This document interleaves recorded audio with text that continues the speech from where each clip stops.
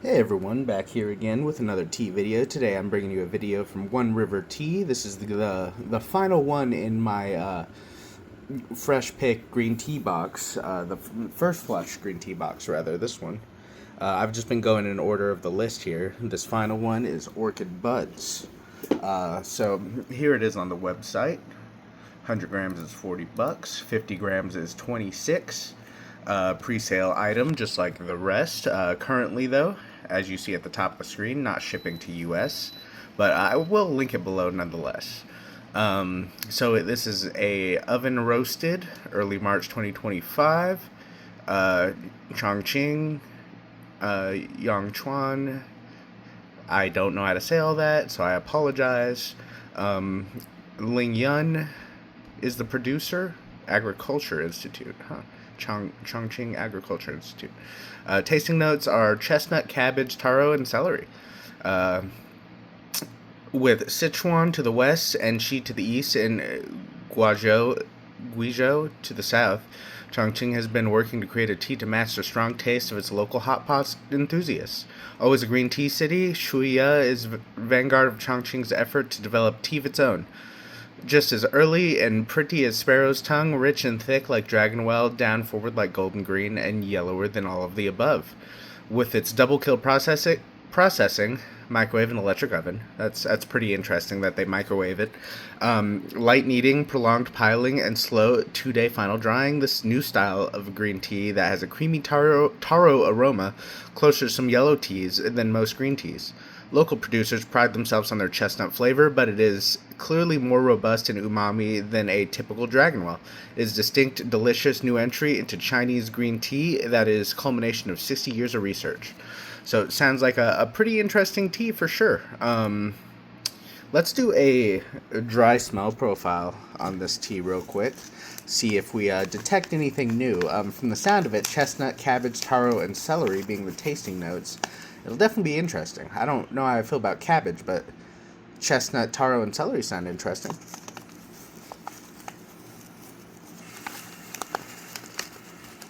There's quite a bit of a sweet note on the smell. Huh. I definitely get the cabbage. That's interesting. Like a cabbage and celery. Kind of smells like a soup.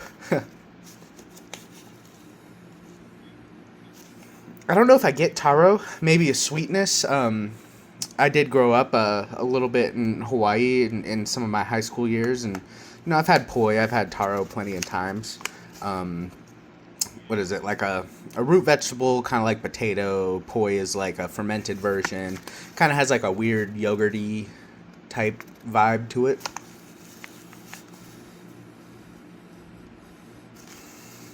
But yeah, I definitely get I feel like cabbage and celery, and then I get a nuttiness and like a sweetness in there, just on the smell.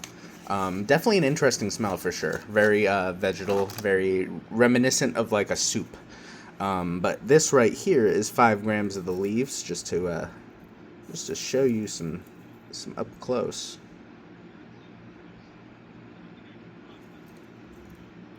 They look pretty nice. Definitely would never guess that they were microwaved for their processing. That's definitely interesting. But we are gonna heat up our teaware real quick, and we will do a wash at 185 Fahrenheit as instant as possible, as always, and then follow up with a first steep of 10 to 15 seconds. All right, this is 5 grams and some change, slightly over. We're going in with 185 degree water. We'll do this for, I don't know, roughly 5 seconds or so.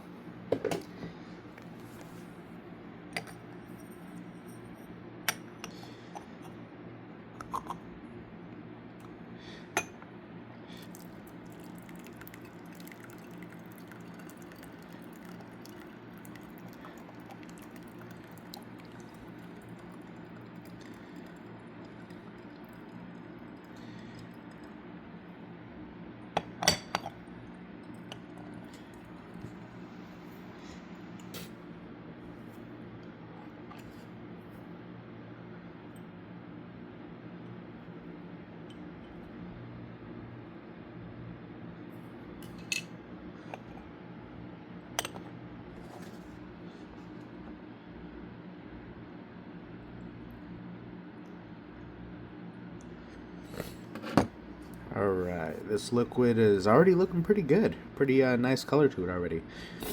Greenish gold tint, pretty light still, but absolutely no specks. No floaties, no nothing. I did use this filter thing this time, so I'm sure that helped. Leaves look great though. Let's give a quick wet smell profile. See how that smell has changed. Yeah, very vegetal smell to this one for sure. I'm not super experienced with yellow tea, which they compared it to, but out of the two I've had, very reminiscent of them, I'd say. The yellow teas I've had were very vegetal over anything else. And there is a bit of nuttiness as well, but I'd say the cabbage, celery, and chestnut, good comparison. And the nuttiness isn't like soybean, like a lot of the other green teas I've had to this point. It's a different kind of nuttiness. They mentioned chestnut. I don't really know what that tastes off the top of my head. That's typically like a Christmas thing growing up for me. So it's not something I have often. It's been a while. So, but so far it smells very nice. All right, let's taste this first steep.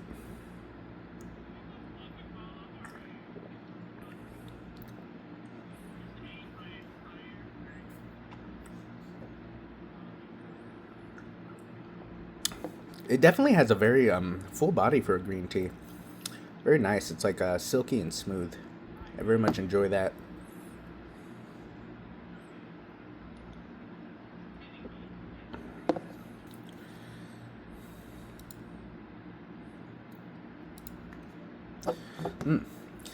Very light in flavor so far.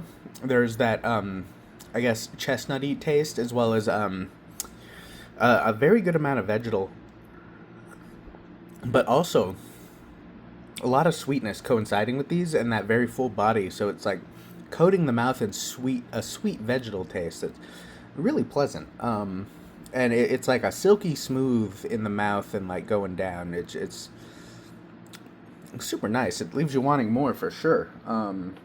This is still just the wash though, so let me do another steep real quick. Alright, so this would technically be the first steep, I guess. At the end of today's video, I think I'll give my general opinion on what my favorite teas were in this selection. I don't think any of them were bad, so it's not really necessarily a rating so much as a, hey, this is my preference, this isn't. But so far, I think the Anji Baicha isn't my number one, which ironically didn't even come in this collection. It was a sample. But I think that would be my number one. And so far, I think this Orchid Buds might be my personal number two. And then I think maybe the Dragonwell, the Biluo-chan, then maybe the Enchi Yulu, and then the golden green at the end. Yeah. Of course, Dragonwell's towards the top. You can never go wrong with Dragonwell. A good Dragonwell is just fantastic. There's a reason why it's been around so long, and everyone always goes after it, and everyone knows what it is when you talk about Chinese green tea.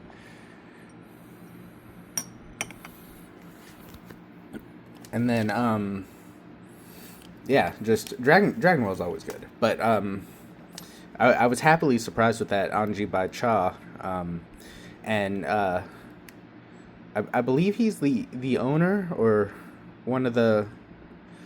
I think he's the owner of One River Tea. Commented on one of my last videos, and mentioned that they only had enough for samples of that Anji Baicha, and they're gonna have it rolling out here soon. So look forward to that. It was very nice, and I mentioned in the video there was no info about it on the site, and it was nowhere on there, and he was kind enough to provide that info. So happy to hear about that. And then I very much like the Dragonwell and the I think I like this Orchid Bud a whole lot. Probably too soon to tell. I only had the wash so far, but we'll give it another steep or two before I decide. All right, we're gonna taste that first steep.